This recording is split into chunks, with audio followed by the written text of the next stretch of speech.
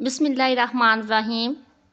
السلام علیکم محترم ناظرین، آج ہم آپ کو میاں بیوی کے درمیان جو مسائل پیش آتے ہیں ان کے بارے میں آپ کو بتاتے ہیں۔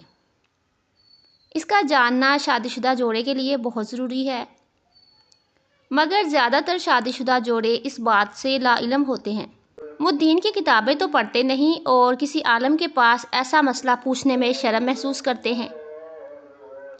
دین اسلام میں ہے کہ میاں اور بیوی اکٹھے نہا سکتے ہیں، ایک دوسرے کے جسم کو دیکھ سکتے ہیں۔ میاں بیوی کا ایک دوسرے کے جسم کو دیکھنا گناہ نہیں ہے، بلکہ ایک دوسرے کی شرمگاہ کو دیکھنا ناپسندیدہ عمل ہے۔ ایک روایت میں یوں ہے کہ حضرت عائشہ صدیقہ رضی اللہ تعالیٰ عنہا فرماتی ہیں کہ میں اور حضرت محمد صلی اللہ علیہ وآلہ وسلم کے ساتھ ایک ہی برتن میں نہایا کرتے تھے۔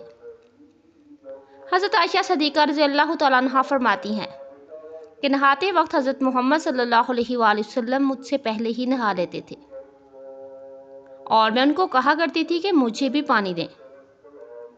اس طرح ہم دونوں میاں بیوی اکٹھے نہا لیا کرتے تھے۔ ایک اور روایت اس طرح بیان کی گئی ہے کہ حضرت عائشہ صدیقہ رضی اللہ تعالیٰ عنہا فرماتی ہیں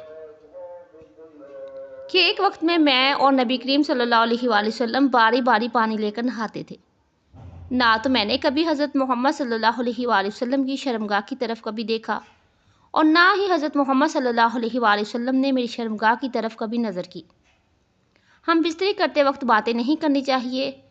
اس حالت میں باتیں کرنے سے جو بچہ پیدا ہوگا وہ توتلا پیدا ہوگا۔ اگر میاں بیوی ایک دوسرے کی شرمگاہ کو دیکھتے ہیں تو بچہ اندھا پیدا ہونے کا خطرہ ہوتا ہے، اور اگر میاں بیوی بالکل ننگے ہو کر ہم بستری کرتے ہیں اولاد کے بے حیا ہونے کا خطرہ ہوتا ہے۔ اس لیے ہمیں چاہیے کہ سارے ننگے ہو کر بیوی سے ہم بستری نہ کریں۔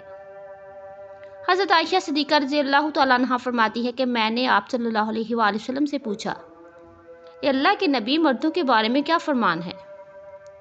تو حضرت محمد صلی اللہ علیہ وآلہ وسلم نے مسکراتے ہوئے فرمایا کہ جو مرد اپنی بیوی کے ہاتھ کو چھو لے تو اس کے لیے ایک نیکی، اور جو میاں پیار سے اپنی بیوی کے گلے میں ہاتھ ڈالتا ہے تو اللہ تعالیٰ اس کے نامہ اعمال میں 10 نیکیاں لکھ دیتا ہے،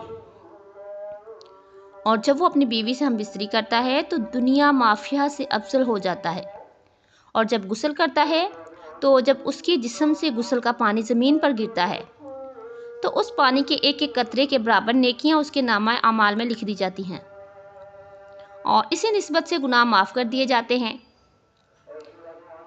اسی طرح اس کے درجات بلند ہو جاتے ہیں۔ غسل کرنے کے لیے جو چیز دی جاتی ہے وہ دنیا اور مافیہ سے بہتر تصور کی جاتی ہے۔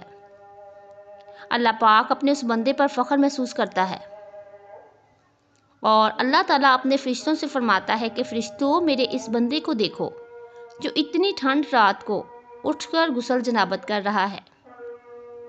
میرے بندے کا یقین ہے کہ میرا رب مجھے دیکھ رہا ہے۔ میں گواہی دے کر کہتا ہوں کہ میں اس بندے کو بخش دیتا ہوں۔ بہترین بیوی وہ ہے جو اپنے خاوند سے پیار کر کے اپنے خاوند کو اپنے پیار کے جادو میں لے لے۔ دوران صحبت اچھی بیوی اپنے خاوند کی پسند کے مطابق اس کے ساتھ جنابت کرتی ہے اور نرمی کے ساتھ اپنے آپ کو خاوند کے حوالے کر دیتی ہے۔ بیوی کو چاہیے کہ وہ اپنے خاوند کو اپنے پاس آنے سے کبھی بھی نہ روکے، اور اگر وہ اپنی بیوی کے ساتھ ہم بستری کرنے کی خواہش میں ہے تو بیوی اپنے شوہر کو انکار نہ کرے۔ بیوی کا خاوند کی نافرمانی کرنا اللہ تعالیٰ کے نزدیک بہت بڑا گناہ ہے۔ جب خاوند اپنی بیوی کو اپنی خواہش پوری کرنے کے لیے بلائے تو بیوی کو بھی انکار نہیں کرنا چاہیے۔ اس کے بارے میں حدیث مبارکہ ہے کہ جب رات کو خاوند اپنی بیوی کو اپنی حاجت پوری کرنے کے لیے قریب آنے کو کہتا ہے اور بیوی اپنے خاوند کے پاس جانے سے انکار کر دیتی ہے اور شوہر بیوی سے ناراض ہو کر سو جاتا ہے تو فرشتے ساری رات اس عورت پر لعنت بھیجتے رہتے ہیں۔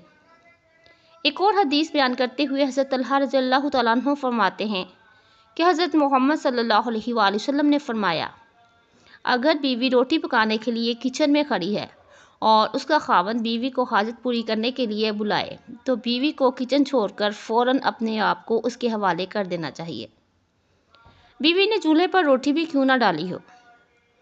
ایک دفعہ حضرت عبداللہ ابن مسعود رضی اللہ تعالیٰ عنہ کی خدمت میں ایک مرد حاضر ہوا اور کہنے لگا، جناب، میرا جس عورت سے نکاح ہوا ہے، میرا خیال ہے کہ وہ مجھے ناپسند کرنا شروع کر دے۔ اس پر آپ رضی اللہ تعالیٰ عنہ نے فرمایا کہ دلوں میں محبت پیدا کرنے والا اللہ تعالیٰ ہی ہوتا ہے اور نفرت پیدا کرنا شیطان کا کام ہے۔ تم اپنی پہلی رات اپنی بیوی کے پاس جانے سے پہلے دونوں وضو کر کے 2 رکعت نفل نماز شکرانے اس طرح ادا کرو کہ جیسے تم امام ہو اور وہ تمہاری اقتدار کرے۔ تو اللہ تعالیٰ سے دعا ہے کہ اللہ تعالیٰ اس کے دل میں تمہارے لیے محبت بھر دے۔ جزاک اللہ۔ ہمیں اللہ تعالیٰ کا ہمیشہ شکر ادا کرتے رہنا چاہیے، ہمیں ہر حال میں اللہ تعالیٰ کا شکر ادا کرنا چاہیے۔ اللہ پاک ہماری مشکلات دور فرمائے، ہمارے لیے آسانیاں پیدا فرمائے، دین اور دنیا میں ہمیں بھلائی عطا فرمائے اور آخرت میں اللہ پاک ہم سب پر اپنا رحم فرمائے، آمین۔ جزاک اللہ۔ محترم ناظرین، ویڈیو پسند آئے تو کامنٹ سیکشن میں ضرور بتائیے گا، ویڈیو کو لائک اور شیئر ضرور کیجیے گا، اور جو میرے چینل پر نئے ہیں وہ میرے چینل کو سبسکرائب کر لیجیے۔ اللہ حافظ۔